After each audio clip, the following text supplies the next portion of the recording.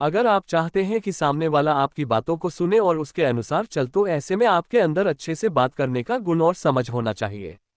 चाणक्य नीति के अनुसार अगर आप दूसरों के सामने अपना अच्छा प्रभाव डालना चाहते हैं और उन्हें अपने अनुसार चलाना चाहते हैं, तो आपको ये पता होना चाहिए कि आपको कब, क्या और कितना कहना और सुनना है। तो चलिए जानते हैं चाणक्य नीति। तीसरा अध्याय, जहां मूखों की पूजा नहीं होती, जहां अन्न आदि काफी मात्रा में इकट्ठे रहते हैं, जहां पति पत्नी में किसी प्रकार का कलह, लड़ाई झगड़ा नहीं, ऐसे स्थान पर लक्ष्मी स्वयं आकर निवास करने लगती है। कस्य दोषः कुले नास्ति व्याधिना को न पीड़ितः व्यसः केन न संप्राप्तम कस्य सौख्यम निरंतरम। संसार में ऐसा कौन सा कुल अथवा वंश है जिसमें कोई न कोई दोष अथवा अवगुण न हो? प्रत्येक व्यक्ति को किसी न किसी रोग का सामना करना ही पड़ता है। ऐसा मनुष्य कौन सा है जो व्यसनों में न पड़ा हो, और कौन ऐसा है जो सदा ही सुखी रहता हो? क्योंकि प्रत्येक के जीवन में संकट तो आते ही हैं।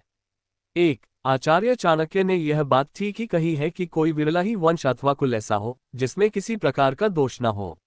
इसी तरह सभी व्यक्ति कभी न कभी किसी रोग से पीड़ित होते हैं। जो मनुष्य किसी बुरी लत में पड़ जाता है अथवा जिसे बुरे काम करने की आदत पड़ जाती है, उसे भी दुख उठाने पड़ते हैं।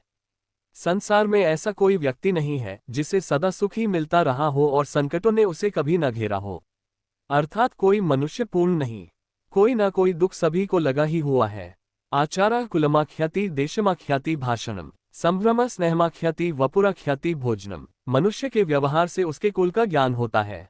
मनुष्य की बोलचाल से इस बात का पता चलता है कि वह कहाँ का रहने वाला है। वह जिस प्रकार का मान सम्मान किसी को देता है, उससे उसका प्रेम प्रकट होता है और उसके शरीर को देखकर उसके भोजन की मात्रा का अनुमान लगाया जा सकता है।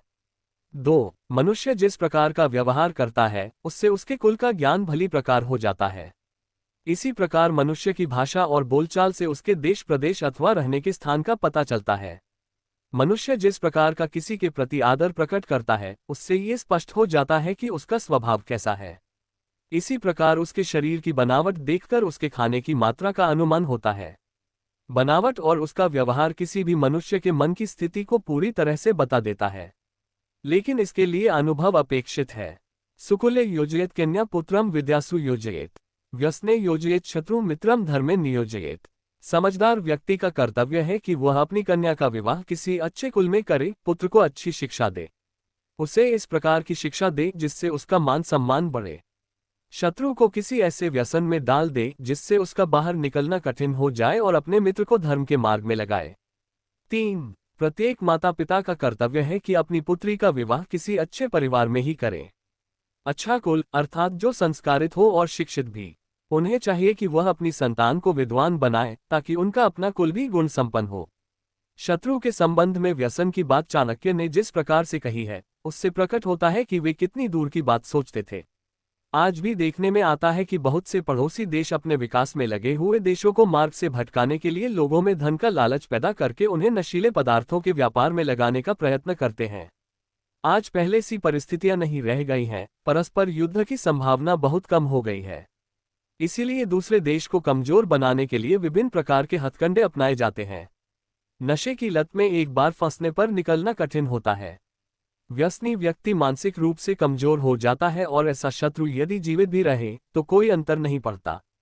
मित्र को सदैव श्रेष्ठ कार्यों की ओर प्रेरित करते रहना चाहिए। दुर्जनस्य च सर्पस्य वर सर्पो न दुर्जनः सर्पो दंशति कालेन दुर्जनस्तु पदे पदे। दुष्ट व्यक्ति और सांप, इन दोनों में से किसी एक को चुनना हो तो दुष्ट व्यक्ति की अपेक्षा सांप को चुनना ठीक होगा, क्योंकि सांप समय आने पर ही काटेगा, जबकि दुष्ट व्यक्ति हर समय हानि पहुंचाता रहेगा। 4. चाणक्य ने यहां स्पष्ट किया है कि दृष्ट व्यक्ति सांप से भी अधिक हानिकर होता है। सांप तो आत्मरक्षा के लिए आक्रमण करता है, परंतु दुष्ट व्यक्ति अपने स्वभाव के कारण सदैव किसी न किसी प्रकार का कष्ट पहुंचाता ही रहता है। इस प्रकार दुष्ट व्यक्ति सांप से भी अधिक घातक होता है। एतदर्थ कुलीनानां नृपाः कुर्वन्ति संग्रहम् आदिमध्यावसानेषु न त्यजन्ति च ते नृपम्। राजा लोग कुलीन व्यक्तियों को अपने पास इसलिए रखते हैं कि वे राजा की उन्नति के समय, उसका ऐश्वर्य समाप्त हो जाने पर तथा विपत्ति के समय भी उसे नहीं छोड़ते। 511 राजा लोग अथवा राजपुरुष राज्य के महत्वपूर्ण पदों और स्थानों पर उत्तम कुल वाले व्यक्तियों को ही नियुक्त करते हैं, क्योंकि उनमें उच्च संस्कारों तथा अच्छी शिक्षा के कारण एक विशिष्टता होती है। वे राजा के हर काम में सहायक होते हैं। वे उसकी उन्नति के समय अथवा सामान्य मध्यम स्थिति में तथा संकट आने के समय भी साथ नहीं छोड़ते। कुलीन व्यक्ति अवसरवादी नहीं, आदर्शवादी होता है। यदि इस बात को आज के संदर्भ में भी देखा जाए तो स्वार्थी और नीच कुल के व्यक्ति ही अपना स्वार्थ सिद्ध होने पर दल बदल कर लेते हैं और अपने दल का साथ छोड़ देते हैं।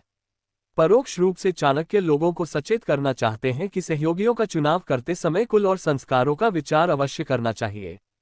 प्रलये भिन्न मर्यादा भवन्ति किल सागरा, सागरा भेदमिच्छन्ति प्रलयपि न साधवः। समुद्र भी प्रलय की स्थिति में अपनी मर्यादा का उल्लंघन कर देते हैं और किनारों को लांघ कर सारे प्रदेश में फैल जाते हैं, परंतु सज्जन व्यक्ति प्रलय के समान भयंकर विपत्ति और कष्ट आने पर भी अपनी सीमा में ही रहते हैं, अपनी मर्यादा नहीं छोड़ते।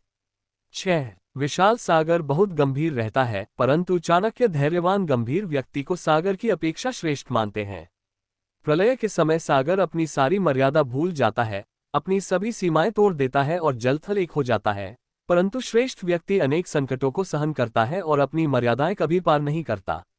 मूर्खस्तु परिहर्तव्यः प्रत्यक्षो द्विपदः पशुः, भिन्नति वाक्यशल्येन अदृष्टः कंटको यथा। मूर्ख व्यक्ति से दूर ही रहना चाहिए, क्योंकि मनुष्य दिखता हुआ भी वह 2 पैरों वाले पशु के समान है।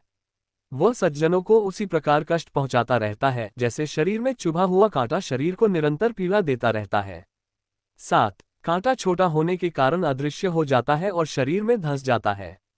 मूर्ख की भी यही स्थिति है, वह भी अनजाने में दुख और पीड़ा का कारण बनता है।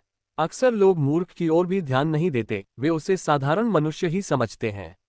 रूप्यवन संपन्नाः विशालकुल संभावाः, विद्याहीना न शोभन्ते निर्गंधा इव किंशुकाः। सुंदर रूप वाला, यौवन से युक्त, ऊंचे कुल में उत्पन्न होने पर भी विद्या से हीन मनुष्य सुगंधरहित ढाक अथवा टेसू के फूल की भांति उपेक्षित रहता है, प्रशंसा को प्राप्त नहीं होता। 11,811। यदि किसी व्यक्ति ने अच्छे कुल में जन्म लिया है और देखने में भी उसका शरीर सुंदर है, परंतु यदि वह भी विद्या से हीन है तो उसकी स्थिति भी ढाक के उसी फूल के समान होती है, जो गंधरहित होता है। ढाक का फूल देखने में सुंदर और बड़ा होता है, परंतु जब लोग ये देखते हैं कि उसमें किसी प्रकार की सुगंध नहीं है तो वे उसकी उपेक्षा कर देते हैं। न तो वह किसी देवता के पूजन में चढ़ाया जाता है, न ही साज श्रृंगार में उसका उपयोग किया जाता है। कोकिलाना स्वरो रूप स्त्रीणा रूप पतिव्रतम, विद्या रूप कुरूपाना क्षमा रूप तपस्विनाम। कोयल का सौंदर्य उसके स्वर में है, उसकी मीठी आवाज में है। स्त्रियों का सौंदर्य उनका पतिव्रता होना है, कुरूप लोगों का सौंदर्य उनके विद्यावान होने में और तपस्वियों की सुंदरता उनके क्षमावान होने में है। 9. भाव यह है कि व्यक्ति का सौंदर्य उसके गुणों में छिपा रहता है। जिस प्रकार कोयल और कौवा दोनों काले होते हैं, परंतु कोयल की मीठी कूक सभी को पसंद होती है, यही मीठा स्वर उसका सौंदर्य है। इसी प्रकार स्त्रियां वे ही सुंदर मानी जाती हैं जो पतिव्रता होती है, अर्थात स्त्री का सौंदर्य उसका पातिव्रत धर्म है। समाज में भी पति परायणा स्त्री को ही सम्मान प्राप्त है, उसी की लोगों द्वारा सराहना की जाती है। शरीर से कुरूप व्यक्ति भी विद्या के कारण आदर का पात्र बन जाता है, जैसे सत्यवती पुत्र व्यास। तप करने वाले व्यक्ति की शोभा उसकी क्षमाशीलता के कारण होती है। महर्षि भृगु ने क्षमा करने की विशेषता के कारण ही श्री विष्णु को देवताओं में श्रेष्ठ घोषित किया था। त्यजेदेकम कुलस्यार्थे ग्रामस्यार्थे कुलम त्यजेत, ग्राम जनपदस्यार्थे आत्मार्थे पृथ्वी त्यजेत। यदि एक व्यक्ति का त्याग करने से कुल की रक्षा होती है, उन्नति होती है, सुख शांति मिलती है, तो उस एक व्यक्ति को छोड़ देना चाहिए, उसका त्याग कर देना चाहिए। ग्राम के हित के लिए कुल छोड़ देना चाहिए। यदि एक गांव को छोड़ने से पूरे जिले का कल्याण हो तो उस गांव को भी छोड़ देना चाहिए। इसी प्रकार आत्मा की उन्नति के लिए सारे भूमंडल का ही त्याग कर देना चाहिए। 10. छोटे स्वार्थों के त्याग की ओर संकेत करता है ये श्लोक। इस दृष्टि से स्व ही सर्वश्रेष्ठ है, अर्थात यदि व्यक्ति अपनी उन्नति में किसी चीज को बाधक समझता है तो उसका त्याग कर देने में देर नहीं करनी चाहिए, वह कितनी भी मूल्यवान क्यों न हो। उद्योगे नास्ति दारिद्र्यम जपतो नास्ति पातकम, मौने च कलहो नास्ति नास्ति जागृते भयम। उद्योग अर्थात पुरुषार्थ करने वाला व्यक्ति दरिद्र नहीं हो सकता, प्रभु का नाम जपते रहने से मनुष्य पाप में लिप्त नहीं होता, मौन रहने पर लड़ाई झगड़े नहीं होते तथा जो व्यक्ति जागता रहता है अर्थात सतर्क रहता है, उसे किसी प्रकार का भय नहीं रहता। 111. जो व्यक्ति निरंतर परिश्रम करते रहते हैं उनकी गरीबी स्वयं दूर हो जाती है। परिश्रम करके भाग्य को भी अपने वश में किया जा सकता है। जो व्यक्ति सदैव प्रभु का स्मरण करता रहता है, अपने हृदय में सदैव उसे विद्यमान समझता है, वह पाप कार्य में प्रवृत्त नहीं होता। श्लोक के दूसरे भाग में कहा गया है कि मौन रहने से लड़ाई झगड़ा नहीं होता, अर्थात विवादों का समाधान है मौन। ये बात जीवन के सभी पक्षों पर लागू होती है।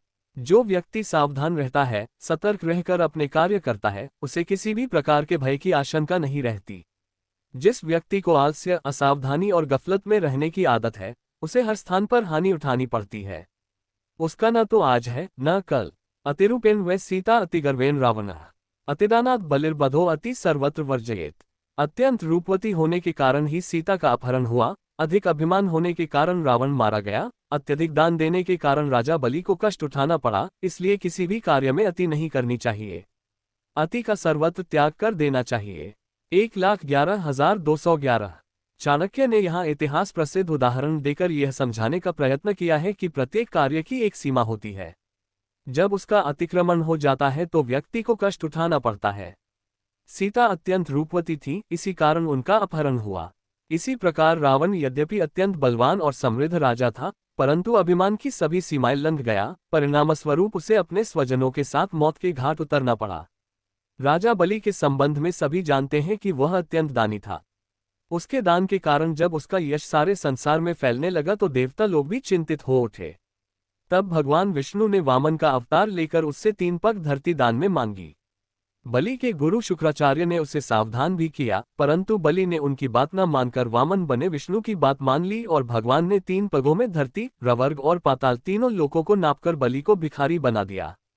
इन सब उदाहरणों का भाव यही है कि अच्छाई भी एक सीमा से आगे बढ़ जाती है तो वह बुराई अर्थात हानिकर बन जाती है। लोग उसका लाभ उठाते हैं। इसीलिए कहा गया है कि अति न करो। को हे भारः समर्थाना किन दूर व्यवसाय नाम को विदेश सविद्याना कह परः प्रियवादिनाम। समर्थ अथवा शक्तिशाली लोगों के लिए कोई भी कार्य कठिन नहीं होता, व्यापारियों के लिए भी कोई स्थान दूर नहीं, पढ़े लिखे विद्वान व्यक्तियों के लिए कोई भी स्थान विदेश नहीं। इसी प्रकार जो मधुरभाषी हैं उनके लिए कोई पराया नहीं। 13 जो लोग शक्तिशाली हैं अर्थात जिनमें सामर्थ्य है, उनके लिए कोई भी काम पूरा कर लेना कठिन नहीं होता। वे प्रत्येक कार्य को सरलतापूर्वक कर लेते हैं। व्यापारी अपने व्यापार की वृद्धि के लिए दूर दूर के देशों में जाते हैं, उनके लिए भी कोई स्थान दूर नहीं। विद्वान व्यक्ति के लिए भी कोई परदेश नहीं। वह जहां भी जाएगा विद्वत्ता के कारण वहीं सम्मानित होगा। इसी प्रकार मधुर भाषण करने वाला व्यक्ति पराये लोगों को भी अपना बना लेता है। उसके लिए पराया कोई भी नहीं होता, सब उसके अपने हो जाते हैं। एकेनापि सुवृक्षेण पुष्पितेन सुगंधिना वासित तद्वन् सर्वम सुपुत्रेण कुलम तथा। जिस प्रकार सुगंधित फूलों से लदा हुआ एक ही वृक्ष सारे जंगल को सुगंध से भर देता है, उसी प्रकार सुपुत्र से सारे वंश की शोभा बढ़ती है, प्रशंसा होती है। 14 बहुत से लोगों के बहुत से पुत्र अथवा संतानें होती हैं, परंतु उनकी अधिकता के कारण परिवार का सम्मान नहीं बढ़ता। कुल का सम्मान बढ़ाने के लिए एक गुणी पुत्र ही काफी होता है। धृतराष्ट्र के 100 पुत्रों में से एक भी ऐसा नहीं निकला जिसे सम्मान से स्मरण किया जाता हो। ऐसे 100 पुत्रों से क्या लाभ। सगर के तो 60,000 पुत्र थे।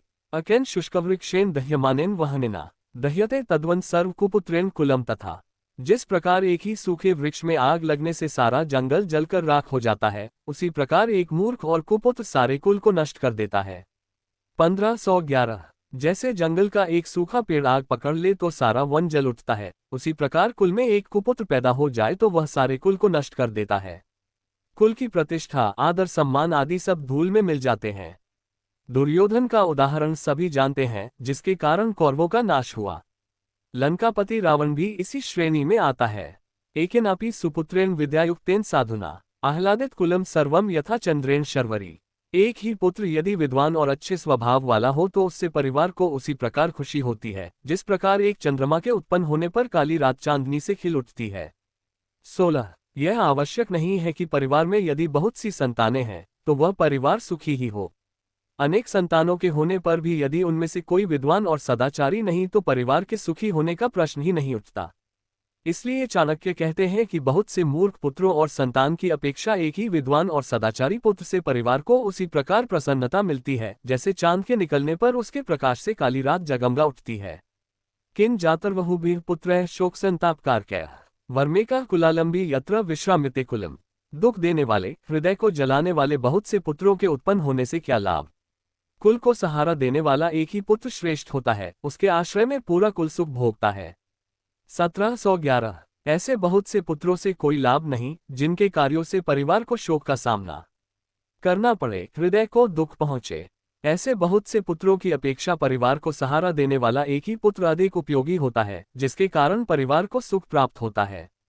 लालेत 5 वर्षाणि 10 वर्षाणि तादेत प्राप्ते तु षोडशे वर्षे पुत्रम मित्रवदाचरेत। 5 वर्ष की आयु तक पुत्र से प्यार करना चाहिए, इसके बाद 10 वर्ष तक उसकी ताड़ना की जा सकती है और उसे दंड दिया जा सकता है, परंतु 16 वर्ष की आयु में पहुंचने पर उससे मित्र के समान व्यवहार करना चाहिए। 18 विकासात्मक मनोविज्ञान का सूत्र है ये श्लोक। 5 वर्ष की आयु तक के बच्चे के साथ लाड़ दुलार करना चाहिए, क्योंकि इस समय वह सहज विकास से गुजर रहा होता है।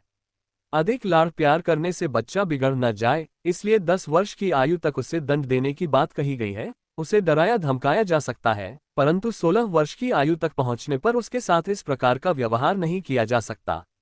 उस समय उसके साथ मित्र जैसा व्यवहार करना चाहिए, क्योंकि तब उसका व्यक्तित्व और सामाजिक अहम विकसित हो रहा होता है। मित्रता का अर्थ है उसे यह महसूस कराना कि उसकी परिवार में महत्वपूर्ण भूमिका है।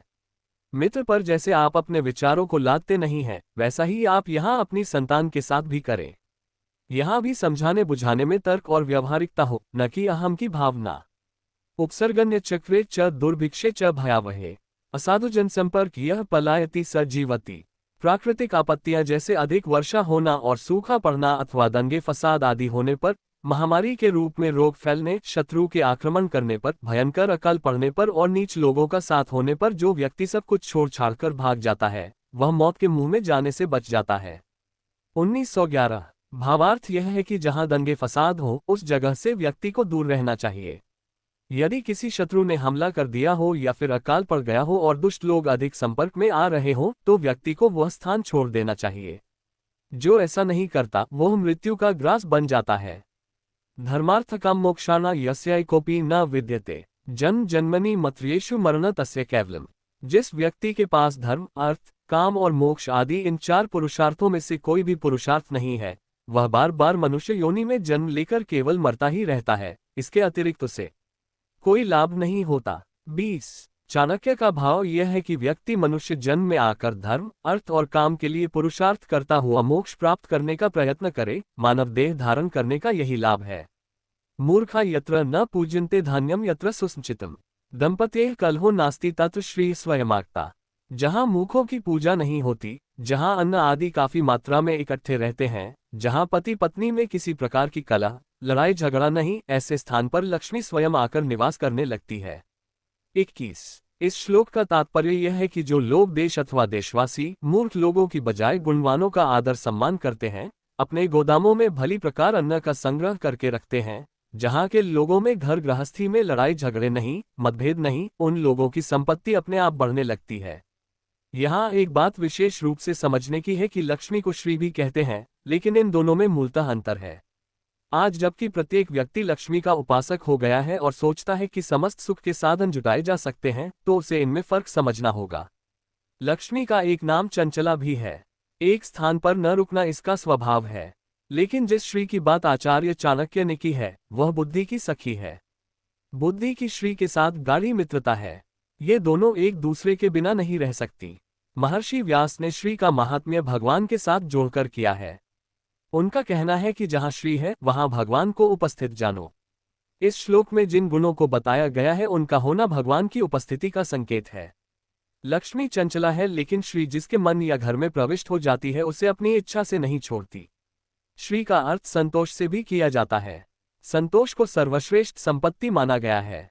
इस प्रकार संतोषी व्यक्ति को लक्ष्मी के पीछे पीछे जाने की आवश्यकता नहीं होती, वह स्वयं उसके घर परिवार में आकर निवास करती है। अध्याय का सार। आचार्य ने विशेष रूप से मनुष्य के आचार अर्थात चरित्र के संबंध में कुछ बातें कही हैं। उन्होंने माना है कि अच्छे से अच्छे कुल में कहीं न कहीं किसी प्रकार का दोष मिल ही जाता है, और संसार में ऐसा कौन सा पुरुष है जो कभी रोगों का शिकार न हुआ हो। सभी में कोई न कोई व्यसन भी होता है। इस संसार में लगातार किसको सुख प्राप्त होता है, अर्थात कोई सदा सुखी नहीं रह सकता, कभी न कभी वह कष्टों में पड़ता ही है। सुख दुख का संबंध दिन रात की तरह है। महान व्यक्तियों को और धर्मात्माओं को अनेक कष्ट उठाने पड़ते हैं। ऐसा संसार का नियम है। चाणक्य का मानना है कि मनुष्य के आचार व्यवहार से, बोलचाल से, दूसरों के प्रति मान सम्मान प्रकट करने से उसके कुल की विशिष्टता का ज्ञान होता है। आचार्य का मानना है कि पुत्री का विवाह अच्छे आचरणशील परिवार में करना चाहिए और पुत्रों को ऐसी प्रेरणा देनी चाहिए कि वे उच्च शिक्षा प्राप्त करें। शिक्षा ही जीने की कला सिखाती है। शत्रु को व्यसनों में फंसाने की बात करते हुए आचार्य संकेत करते हैं कि शत्रु का नाश बौद्धिक चातुर्य के साथ किया जाना चाहिए, इसलिए सावधान रहें और लाभ उठाएं। चाणक्य ने शिक्षा और बुद्धिमत्ता पर सब कार्यों की अपेक्षा अधिक जोर दिया है। वे कहते हैं कि मूर्ख भी सज्जन और बुद्धिमान की तरह दो पैर वाला होता है, परंतु वह चार पैर वाले पशु से भी निकृष्ट और गया गुजरा माना जाता है, क्योंकि उसके कार्य सदैव कष्ट पहुंचाने वाले होते हैं।